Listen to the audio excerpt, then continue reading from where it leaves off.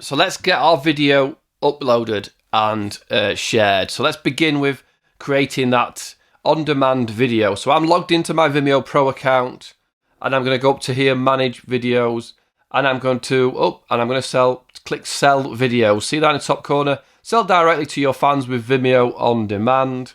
I've had a little play around. I don't know if I can delete this actually, just so it doesn't confuse you. It's actually someone's elbow. It looks like someone's foot, doesn't it? I'm going to create a new video on demand. So see the create a new video on demand page. I'm going to create a new one. I'm going to sell, what are you selling? Not counting trailers or bonus features. So this is what the person's buying. Are they buying a film, a single film or video, or a series? In my case, for this example, we're just going to do a single. PayPal account connected. To edit this, you visit your settings.